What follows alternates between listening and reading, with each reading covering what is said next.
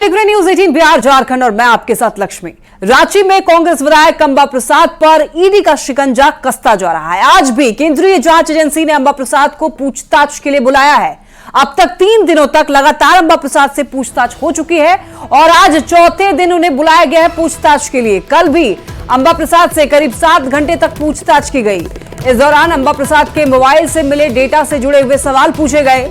हालांकि आज की पूछताछ में अंबा प्रसाद ने आने में असमर्थता जताई है। इसके लिए त्योहार का हवाला दिया गया है। वहीं आज अंबा प्रसाद के भाई अंकित राज से भी पूछताछ जारी रह सकती है। तो चौथे दिन भी अंबा प्रसाद को पूछताछ के लिए बुलाया है। हालांकि अंबा प्रसाद ने आने में असमर्थता जताई है। त्योहार का हवाला दिया है अंबा प्रसाद ने। पिता से पूछताछ हो चुकी है, भाई से भी सवाल जवाब किए गए हैं और आज भी भाई अंकित से पूछताछ हो सकती है। तो आपको बताते चले, अंबा प्रसाद के कई ठिकानों पर रेड पड़े थे। करीब 20 ठिकानों पर ईडी ने रेड मारे थे और कई डॉक्यूमेंट्स ईडी के हाथ लगे हैं। मोबाइल डेटा भी अब ईडी के पास में है। मोबाइल डेटा से जुड़े हुए कई सारे सवाल कल पूछे गए अंबा प्रसाद से। एक तरफ प्रकृति पर्व सरहुल तो दूसरी तरफ ईद का त्योहार जो है उसकी खुशियां लोग मना रहे हैं। लेकिन दूसरी तरफ अगर बात की जाए तो ईडी ऑफिस में आज फिर गहमा गहमी का माहौल रहने वाला है। वजह है बड़कागांव विधायक अंबा प्रसाद से पूछताछ और उनके भाई जो अंकित राज हैं उनसे भी पूछताछ जो है आज ईडी के कार्यालय में होनी है। हालांकि अंबा प्रसाद ने ईडी दफ्तर में आने में आज असमर्थता ज़रूर जाहिर की है, लेकिन ईडी के द्वारा उन्हें बुलाया गया है। अब देखना होगा कि वो यहाँ पहुँचती हैं या नहीं। जाहिर तौर पर अगर बात की जाए तो जो विधायक हैं उनके द्वारा कहा गया है कि पर्व का मौका है और इस दरमियान वो पूछताछ के लिए यहाँ पर आ पाएँ ये संभव नहीं है, क्योंकि वो एक जनप्रतिनिधि हैं और उन्हें अपने क्षेत्र में भी समय गुजारना पड़ता है। तो इस तरह की बातें जो हैं वो ईडी के द्वारा उनके तरफ से कही गई है। अब देखना होगा कि आज अंबा प्रसाद पहुँचती हैं या नहीं। लेकिन जाहिर तौर पर अगर इस मामले में बात की जाए तो ईडी को अब तक कई अहम जानकारियाँ जो हैं वो अंबा प्रसाद और उनके करीबियों के माध्यम से मिली है, जिनकी कड़ियों को जोड़ने का प्रयास किया जा रहा है। और यही वजह है कि उनके डिजिटल गैजेट्स जो मोबाइल्स हैं उनके डेटा को खंगाला जा रहा है और उसी से संबंधित सवाल जो है शुरुआती दौर में अंबा प्रसाद से पूछे जा रहे हैं। तो देखना होगा कि आज अंबा प्रसाद पहुंचती हैं या फिर नहीं, और अगर जिस तरह से ईडी की पूछताछ जारी है उससे आने वाले दिनों में अंबा प्रसाद की मुश्किलें कितनी बढ़ती हैं ये भी देखना दिलचस्प होगा। कैमरामैन प्रभाकर के साथ ओम प्रकाश, न्यूज 18 रांची। केंद्रीय मंत्री और खूंटी के बीजेपी प्रत्याशी अर्जुन मुंडा ने तमाड़ प्रखंड में जनसंपर्क अभियान चलाया। उन्होंने केंद्र सरकार की उपलब्धियां गिनवाई और कहा कि पीएम नरेंद्र मोदी के नेतृत्व में देश लगातार आगे बढ़ रहा है। उन्होंने आदिवासियों के गौरव को याद करते हुए कहा है कि जंगल में रहकर आदिवासी समाज ने अंग्रेजों से लोहा लिया था, पर उन्हें इतिहास के पन्नों में वो जगह नहीं मिली जिसके वो हकदार थे। विकसित भारत बनाने के लिए हम मतदान करेंगे। कल्चर सर्किट योजना से तो योजना गिला बारे चिंता अन्य लोग नहीं करबे, चिंता गिला नहीं थकबे। हम लोगों ने भारत के अंदर आक्रमण किया, मंदिरों को तोड़ा, लेकिन फिर से धर्म की पुनर्स्थापना पुनर्जन्म होते हुए भव्य राम मंदिर का निर्माण आदरणीय नरेंद्र भाई मोदी के नेतृत्व में इस देश में पूरा हुआ। आगामी लोकसभा चुनाव को लेकर झारखंड मुक्ति मोर्चा तैयारी में जुट चुकी है। गिरिडीह लोकसभा से झारखंड मुक्ति मोर्चा ने टुंडी के विधायक मथुरा महतो को उम्मीदवार बनाया है। ऐसे में बैठकों का दौर लगातार जारी है। पार्टी प्रत्याशी ने गोमिया के पूर्व विधायक योगेंद्र प्रसाद के साथ पार्टी कार्यकर्ताओं के साथ बैठक की और आगामी चुनाव और प्रस्तावित उलगुलान महारैली को लेकर चर्चा की गई। इस दौरान नेताओं ने दावा किया है कि इस बार झारखंड में इंडिया अलायंस 14 में से 12 सीट पर जीत दर्ज करेगी। 10 साल का कार्यकाल भारतीय जनता पार्टी एनडीए गठबंधन का देख लिया है झारखंड की जनता, और हमारी सरकार जो 4 सालों में कार्य किया है उसके बदले एक वोट निश्चित तौर पर राज्य की जनता देने का काम करे। इसलिए मैंने दावे के साथ कहता हूँ, हमें पूर्ण विश्वास है कि 14 में 12 हमारा, 2 उनका। कि राजनीति में कमियों को ढूंढा नहीं जाता, कमियों को पूरा किया जाता है। उनकी कमियों को पूरा करने के लिए कल्पना सोरेन मैदान में आ चुकी है। शायद आप लोग को अंदाजा और अनुभव भी है, उनका तेवर उसी तर्ज पर है। क्योंकि संस्कार उसी घर से मिला है और नेतृत्व का गुण उसी घर से मिला। इसलिए हमने कहा कि यहाँ कल्पना सोरेन के साथ पूरे राज्य की हर एक कार्यकर्ता हेमंत सोरेन बनने को तैयार है। देखिए, तकलीफ के ऊपर सारा निर्भर है। हम लोग तो कोई भविष्यवाणी है नहीं, संघर्ष हम लोग शुरू से करते आए हैं, इसमें भी संघर्ष कर रहे हैं। जनता उम्मीद करते हैं कि जिस तरह से ये 12 साल सरकार केंद्र में रहा है उसका जवाब वोट देकर इंडिया गठबंधन। मैं आपको कई उदाहरण आप देखे होंगे कि पहले साइमन मान भी छोड़ गए, फिर वापस आ गए। आपने देखा हमला भी हो गया, फिर चल स्टीफन भी गया, फिर चला है। तो आने वाला समय अच्छा खाल के पुनः फिर वापस आ गए। जेएमएम विधायक लोबिन हेम्ब्रम ने राजमहल से निर्दलीय चुनाव लड़ने का ऐलान किया है। जवाब में जेएमएम महासचिव सुप्रियो भट्टाचार्य ने कहा है कि संथाल परगना में अब तक जिसने भी जेएमएम से बगावत की है वो कहीं का नहीं रहा है।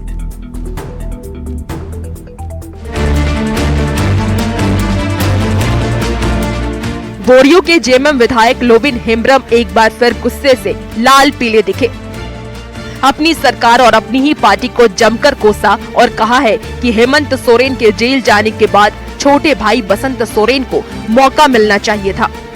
बहुत लोग कहते हैं कि आप एक कल्पना सोरेन से क्यों नहीं मिले। मैं बोलता हूं कि कल्पना सोरेन कौन होती है। भले वहां पर बसंत सोरेन से मिलना होता तो हम मिले भी, और भी मिलना होता था, मिलते। स्वर्गीय दुर्गा सोरेन जी के बाद हेमंत सोरेन को मुख्यमंत्री बनने का सौभाग्य प्राप्त हुआ और हेमंत सोरेन जेल जाने के बाद मौका मिलना चाहिए था बसंत सोरेन को। जेएमएम विधायक लोबिन हेम्ब्रम राजमहल लोकसभा से चुनाव लड़ना चाहते थे, पर जैसे ही विजय हांसदा को तीसरी बार उम्मीदवार बनाने का ऐलान किया गया, वो भड़क गए और कहा कि अब जेएमएम में मेरे लिए जगह नहीं बची। वो राजमहल से निर्दलीय चुनाव लड़ेंगे, जीतेंगे और जीतने के बाद जेएमएम को बचाने का अभियान चलाएंगे, पर जेएमएम से इस्तीफा नहीं देंगे। लोगों के कहने के मुताबिक अब मेरा झारखंड मुक्ति मोर्चा में जगह नहीं है, लेकिन फिर भी मैं निर्दलीय जीतूंगा तो झारखंड मुक्ति मोर्चा को भी बचाने का हम काम करेंगे कि मैं इंडिपेंडेंट लड़ूंगा और अंजाम क्या होगा, बट मेरा पूरा उम्मीद है कि लोकसभा सीट हम जीतेंगे। लोबिन हेम्ब्रम के बगावती तेवर पर जेएमएम की ओर से तीखा जवाब आया। जेएमएम महासचिव सुप्रियो भट्टाचार्य ने कहा है कि विधायक लोबिन हेम्ब्रम को अपने फैसले पर पुनः विचार करना चाहिए, क्योंकि संथाल परगना में अब तक जिसने भी तीर धनुष छोड़ा उसे जनता ने छोड़ दिया। वो निर्दलीय चुनाव लड़ना चाहे तो लड़े, पर जेएमएम उन्हें पार्टी से नहीं निकालेगी। बोलूंगा जरूर ये बात को कि उनको पुनर्विचार करना चाहिए और हमारी पार्टी की परंपरा रही, हम पार्टी से कभी किसी को निकालते नहीं। अति महत्वाकांक्षी लोग निकल जाते हैं, तो यहां तो हम लोगों का एकदम, जिसको हम लोग बोलते हैं ना, क्रॉस वेंटिलेशन रखते हैं। लोबिन हेम्ब्रम की बगावत ने जेएमएम के लिए राजमहल के रास्ते में जरूर रुकावट खड़ी कर दी है, पर जेएमएम का दावा है कि लोबिन हेम्ब्रम के चुनाव लड़ने की घोषणा से कोई फर्क नहीं पड़ने वाला है। रांची से संजय सिन्हा के साथ अविनाश कुमार की रिपोर्ट।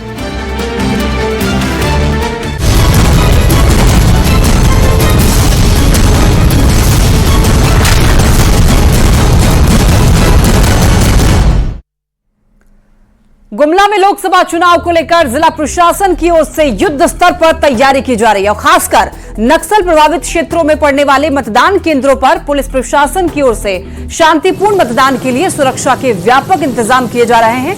उसी के तहत घाघरा प्रखंड के अति नक्सल प्रभावित हेदमी गांव के मतदान केंद्र पर सेना के हेलीकॉप्टर ने इमरजेंसी लैंडिंग का ट्रायल किया है। इस इलाके के कुछ मतदान केंद्रों पर मतदान कर्मियों को हेलीकॉप्टर से चुनाव करवाने के लिए भेजा जाएगा और उसी को लेकर के प्रशासन की ओर से तैयारी की जा रही है।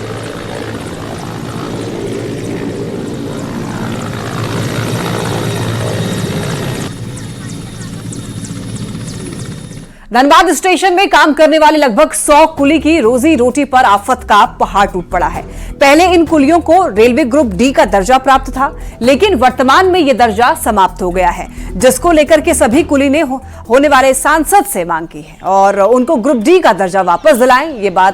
ये उनकी मांग है और स्टेशन के कुलियों से बात की है संवाददाता संजय गुप्ता ने।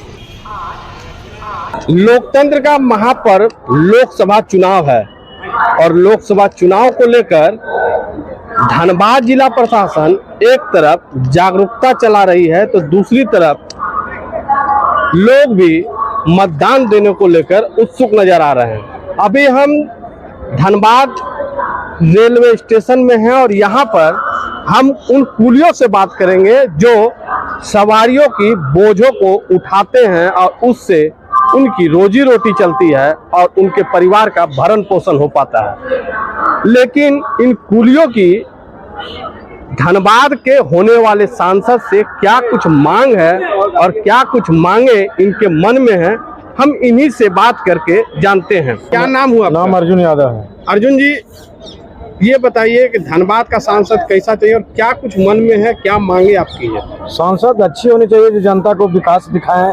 और हम लोग को तो सर मांग वही है कि सिर्फ 2008 में ग्रुप डी में नियुक्ति पत्र मिला था कुलियों को रेल में, वही चीज हम लोग एक चीज सिर्फ मांगा, दूसरा कोई चीज मांग नहीं है। दिक्कत तो ये है कि हम लोग का पहले रोजी रोटी में पहले बीमार हो गया चक्का चलने से, पेट पर अभी एकदम आफत, तो बाल बच्चा कहाँ से पाएंगे, इस लेकर के एकदम हम लोग का भी हालत एकदम गंभीर चल रहा है। एकदम कहने किसको दुख सुना, कोई सरकार सुन ही नहीं रही है। समस्या हम लोगों को तो सर मेन तो कमाई हम लोग का यहाँ पे इतना स्टेशन पर फैसिलिटी हो गया कि हम लोगों को मैंने कमाई पे एकदम मतलब आफत हो गया है, पेट पे भी आफत हो गया है। स्टेशन का फैसिलिटी हुआ तो आप लोग की बदहाली शुरू हो गई। लिफ्ट लग गया, स्लेटर लग गया, वैसे हर ट्रॉली बैग में चाका लग गया। अब यहाँ हम लोग कम से कम सर 1-1 बजे आके बैठते हैं, 5-5 घंटा बैठते हैं। कस्टमर आते हैं अपना ट्रॉली बैग खींच के लेके चल जाते हैं। तो लगभग धनबाद स्टेशन में 100 कुली है। 100 कुलियों की जिंदगी इस समय बहुत ही बदहाली से चल रही है। आधुनिकीकरण हो चुका है, ट्रॉली बैग चल चुकी है, रेलवे स्टेशन में स्लेटर लग चुका है और जब ये सब आधुनिकता आई है तो उन चक्कों के चलने से इनकी जिंदगी ब्रेक हो गई है। वहीं लोकतंत्र के महापर्व में मतदान को लेकर भी ये उत्सुक हैं और खुलकर कह रहे हैं कि हम अपने वोट का अधिकार का उपयोग जरूर करेंगे। संजय गुप्ता, न्यूज 18 धनबाद। प्रकृति पर्व सरहुल का भव्य आयोजन रांची विश्वविद्यालय परिसर के जनजातीय और क्षेत्रीय संकाय में किया जा रहा है। इसमें मुख्य अतिथि के तौर पर झारखंड के राज्यपाल सीपी राधाकृष्णन और केंद्रीय मंत्री अर्जुन मुंडा शामिल होंगे। इसकी तैयारी पूरी कर ली गई है, जिसमें विधि विधान के साथ में पूजा अर्चना की जाएगी। इसके बाद जनजातीय भाषा और क्षेत्रीय भाषा संकाय के छात्र छात्राओं की ओर से सांस्कृतिक कार्यक्रम का आयोजन किया जाएगा। से पूरे राज्यवासियों को, झारखंड वासियों को और देश के वासियों को और हमारे देश से बाहर जो हमारे इस देश के लोग विदेशों में रह रहे हैं उन सभी को सरहुल पर्व की हार्दिक बधाई, शुभकामनाएं। आज रांची विश्वविद्यालय के जनजातीय एवं क्षेत्रीय भाषा संकाय के इस भव्य आयोजन में आप देख रहे हैं सरहुल पूजा को लेकर हम लोग प्रकृति के पर्व को लेकर किस तरह तत्पर हैं। पूजन की जो विधि है वहां से चालू पारंपरिक तरीका से और अंततः यहाँ के छात्र छात्राओं के द्वारा यहाँ 9 भाषाओं के जो छात्राएं हैं, छात्र हैं, उन लोगों के द्वारा सांस्कृतिक कार्यक्रम प्रस्तुत किया जाएगा। ईद को लेकर के रांची में खासा उत्साह देखने को मिल रहा है और ईद को लेकर रांची की ईदगाह में मुस्लिम समुदाय की ओर से नमाज अदा की गई है और इस दौरान देश और दुनिया में अमन चैन की कामना की गई है। वहीं फिलिस्तीन और गाजा के मुसलमानों के लिए भी दुआ मांगी गई है। वहीं अल्पसंख्यक आयोग के पूर्व अध्यक्ष और बीजेपी नेता कमाल खान ने अब की बार 400 पार सीट मिलने की दुआ मांगी। बात यह है कि हम लोग जो है पूरे देश के, पूरे दुनिया की शांति की दुआ करते हैं। आपने सुना भी होगा, इमाम साहब ने कहा कि पूरी दुनिया में शांति हो, विशेष रूप से फलस्तीन में और गजा में जो मुसीबतें हैं उसमें जो है उनको ईश्वर की तरफ से मदद हो और ख़ासतौर से हमारे देश में शांति हो और हम लोग मिलजुल करके रहें। सारे जितने भी समुदाय के लोग हैं, हमारे मुसलमान भाई, हिंदू भाई, सिख भाई जो भी हमारे सब मिलजुल के एक साथ के साथ रहे और देश की तरक्की के लिए विशेष रूप से दुआ की गई। अब तो आज हर चीज को छोड़कर वो इबादत आज अलग था, लेकिन जहाँ तक है कि हम लोग चाहते हैं कि अपना अपना पार्टी जो हमारा उम्मीदवार है वो खड़े, मुल्क में फिर से हमारी सरकार बने, ये तो दिल में ही रहता है, उसमें कोई कहीं कमी। 400 पार। सिमडेगा में खुशी के पर्व ईद के मौके पर कुछ अलग रंग भी देखने को मिल रहे हैं। यहां पर मुस्लिम समुदाय की ओर से फिलिस्तीन के बच्चों पर ज्यादती का आरोप लगाते हुए इजरायली सामानों का बहिष्कार करने का बैनर लगाया गया है। ईद की नमाज के दौरान ईदगाह के बाहर ये बैनर टांग करके इजराइल पर कथित ज्यादती का आरोप लगाया गया है। साथ ही लोगों से इजरायली सामानों के बहिष्कार की अपील की गई है। बाइकआउट का ये इसलिए लगाया गया है कि फिलिस्तीन में जो बच्चों के साथ जो वहाँ पर ज्यादती हो रहा है उसी को लेकर वहाँ के जो भी प्रोडक्ट है उसको बाइकआउट करने का निर्णय लिया गया है। इसीलिए उसका बैनर यहाँ पर में ईदगाह के पास में लगाया गया है। तो ज़्यादा से ज़्यादा लोग उनके जो भी प्रोडक्ट है उनको बाइकआउट करें। गढ़वा जिले में ईद धूमधाम से मनाई जा रही है। शहर के ऊंचरी रोड, मदरसा रोड के ईदगाह में बड़ी संख्या में मुस्लिम समाज के लोगों ने इकट्ठा होकर के नमाज अदा की। इस दौरान पेयजल और स्वच्छता मंत्री मिथिलेश ठाकुर ने मुस्लिम समाज के लोगों को ईद की मुबारकबाद दी।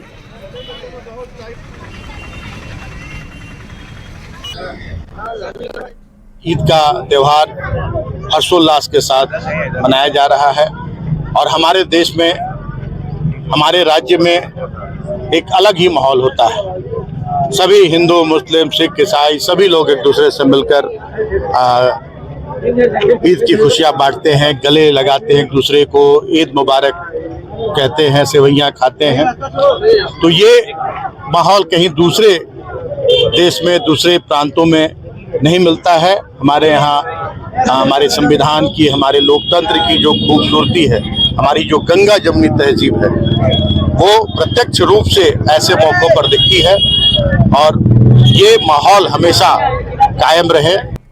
सरहुल और ईद पर्व को देखते हुए रांची में सुरक्षा व्यवस्था कड़ी कर दी गई है। कानून व्यवस्था मेंटेन रखने के लिए 1000 जवानों को तैनात किया गया है। साथ ही ट्रैफिक व्यवस्था में भी बदलाव किया गया है और इसके तहत सुबह 6 बजे से रात के 12:30 बजे तक भारी वाहनों की एंट्री रोक दी गई है। वहीं संवेदनशील जगहों पर भी जवानों को तैनात किया गया है और उन्हें सरहुल का जुलूस खत्म होने तक ड्यूटी पर तैनात रहने के निर्देश दिए गए हैं।